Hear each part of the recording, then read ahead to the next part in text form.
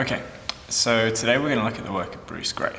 Bruce Gray is an artist who is known as a sculptor and as a painter. His sculpture work tends to look at balance, and I think it's found materials, particularly metal, he uses in his sculptures. But we're looking at the painting aspect and how he uses repeating shapes as symbols, for example circles and lines across the page, and that's going to be what we try to achieve. First thing you're going to want to do is grab a series of objects you can use as circles to draw around. So masking tapes, cups, cans, and plates are big ones, and of course, a ruler. Okay, so when you're doing this, there's a couple of things that you want to keep in mind when you're putting together your Bruce Gray inspired piece of work. One of the first things is when you're using the ruler to dissect across the page, you probably want to do this around about 5 or 8 times, getting big lines that go across the page, some vertical, some horizontal, and mostly probably diagonal. Then, when you start using the cups or whatever it is that you have as your circular object, what you're going to do is you want to keep your pencil, if I go and grab one.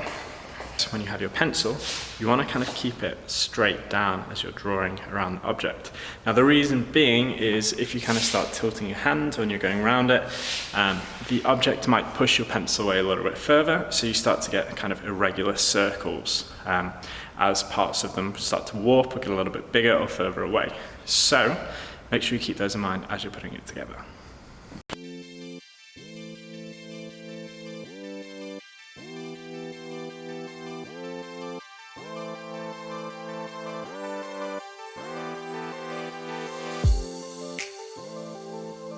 Okay, so using a variety of different colours and making sure that you swap colours every time you get to an intersecting line or an intersecting shape, so that there's never two of the same colours next to one another. Continue this process until you are able to finish off your whole watercolour piece of work, and then hey presto, you have a Bruce Gray inspired piece of work. Make sure that when you're working, try not to work next to a space where a colour is already wet, otherwise you may get some of the water blending together or some of the colours bleeding into other parts. Good luck, see you next time.